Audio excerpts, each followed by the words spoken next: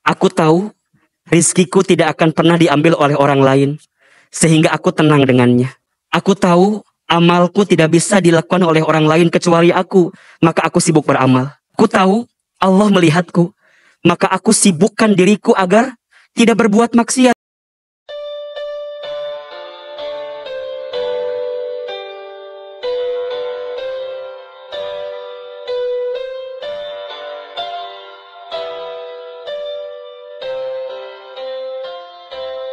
Siang ini kita akan bicara tentang 3 rahasia Allah.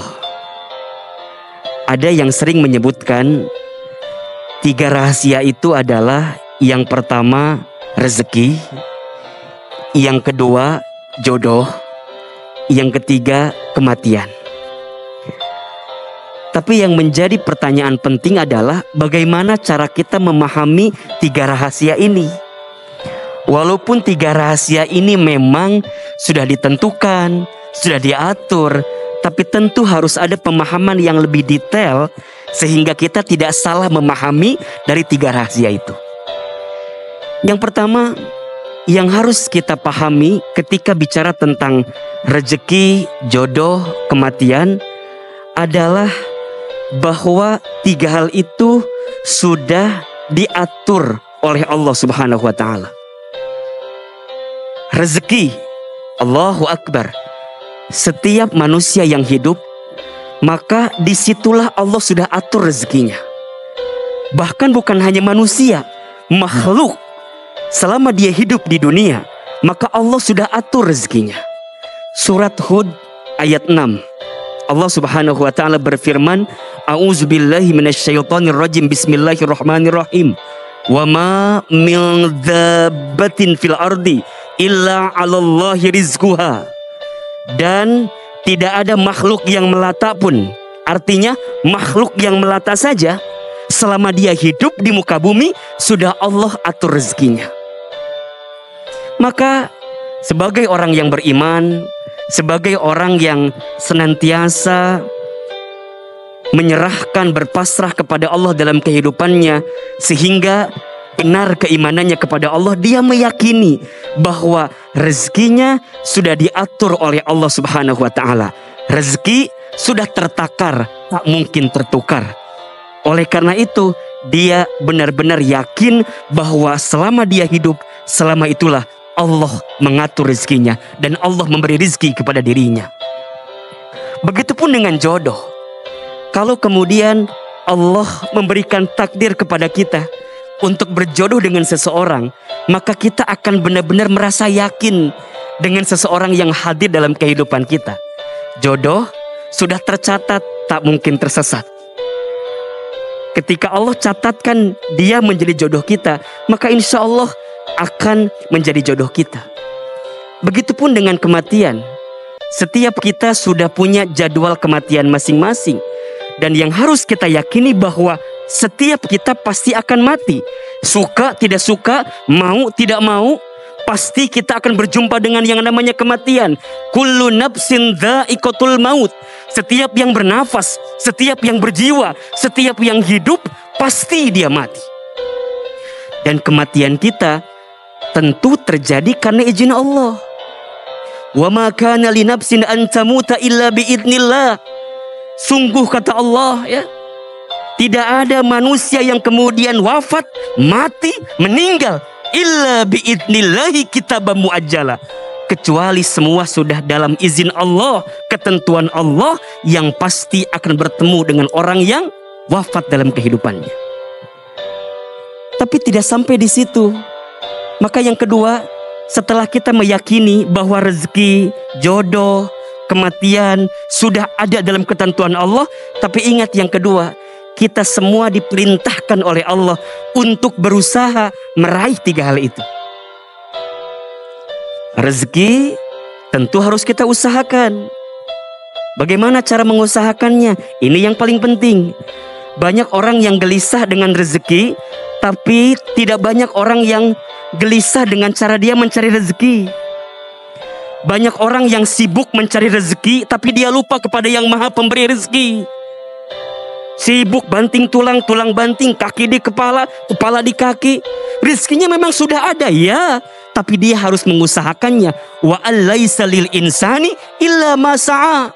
Dan tidak ada manusia mendapatkan apa yang dia peroleh kecuali sesuai dengan apa yang diusahakannya. Berarti apa? Pentingnya usaha, pentingnya ikhtiar, pentingnya bekerja. Sebagai bagian apa? Sebagai kewajiban dia kepada Allah Subhanahu wa ta'ala. Allah yang perintahkan dia bekerja, Allah yang perintahkan dia berusaha. Jodoh gak bisa datang bim salabim abrakadabra, prok prok prok jadi apa, gak bisa.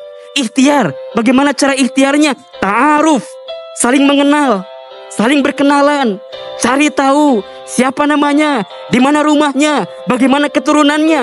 Itu ikhtiar. Begitupun dengan kematian. Kematian memang sudah dicatat setiap manusia akan kapan matinya, tapi kita perlu ikhtiar. Untuk apa? Menjaga kesehatan, menjaga diri, agar kemudian kita tidak meninggal dalam keadaan membinasakan diri sendiri. Itu adalah bagian ikhtiar kita. Setelah itu, yang ketiga, setelah kita yakin, kemudian kita ikhtiar, bagaimana cara ikhtiarnya? Ini yang paling penting.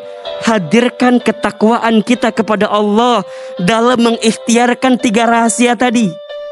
Dalam mencari rezeki, silahkan kamu berikhtiar, tapi ingat, ikhtiarnya yang halal, ikhtiarnya yang baik. Jangan zalim sama orang, jangan nipu sama orang, jangan ambil hak orang lain. Kenapa?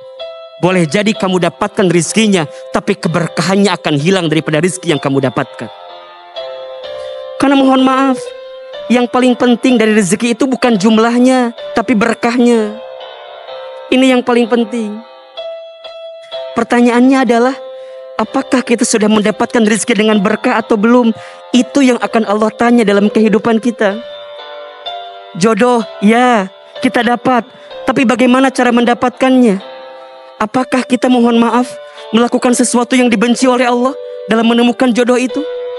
Kemudian setelah itu kita menikah. Apakah setelah menikah kita bisa menjaga jodoh kita atau tidak? Menjaga pasangan kita atau tidak? Hati-hati.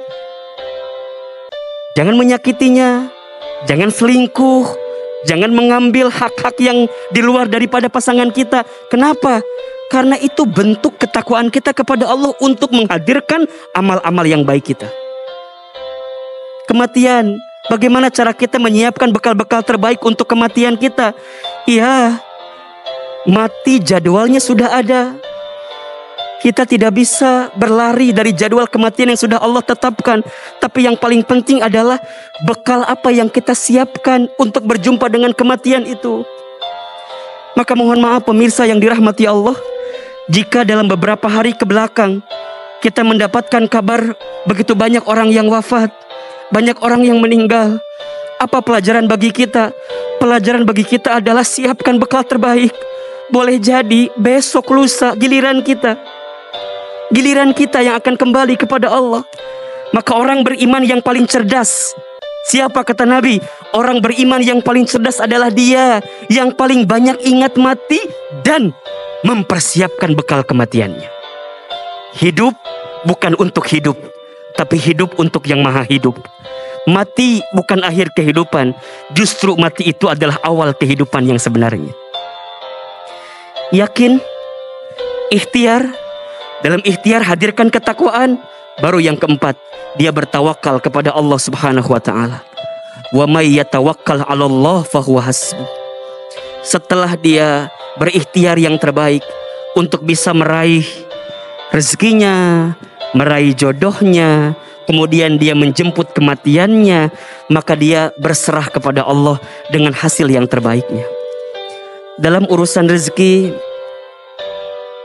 yakinlah Allah Subhanahu wa ta'ala memberikan rezeki terbaik kepada kita. Tinggal bagaimana cara kita memperolehnya. Setelah itu kita serahkan kepada Allah, bahwa boleh jadi inilah hasil yang kita dapatkan saat ini adalah yang terbaik bagi kita. Dalam urusan jodoh, boleh jadi ada di antara pemirsa yang hari ini sedang menanti jodoh terbaiknya. Jangan sibuk mencari, tapi sibuklah untuk memantaskan diri agar kita bisa mendapatkan jodoh terbaik. Bicara tentang kematian, Tentu kita takut dengan dirinya, takut dengan kedatangannya, tapi yang lebih penting adalah siapkan bekal terbaik agar saat kita berjumpa dengan kematian, kita berjumpa dalam keadaan husnul khatimah. Sampai kemudian kita bisa menjalani hidup dengan tenang, dengan tentram. Saya teringat dengan satu nasihat dari Imam Hasan Al-Basri agar hidup kita menjadi tenang dan bahagia. Yang pertama, kata Imam Hasan Al-Basri, aku tahu rizkiku tidak akan pernah diambil oleh orang lain, sehingga aku tenang dengannya. Yang kedua, aku tahu amalku tidak bisa dilakukan oleh orang lain kecuali aku, maka aku sibuk beramal. Yang ketiga, aku tahu Allah melihatku, maka aku sibukkan diriku agar tidak berbuat maksiat, karena aku malu ketika aku berbuat maksiat Allah melihatku. Dan yang keempat, aku tahu kematian sedang menungguku, sehingga aku siapkan bekal-bekal terbaik. Ketika nanti aku berjumpa dengan kematianku, aku siap dengan bekal-bekal terbaik itu. Bismillah, jangan khawatir dengan rezeki, dengan jodoh, dengan kematian, tapi khawatirkanlah bagaimana ikhtiar kita untuk mendapatkan rezeki, jodoh, dan bekal terbaik untuk kematian kita. Mudah-mudahan bermanfaat.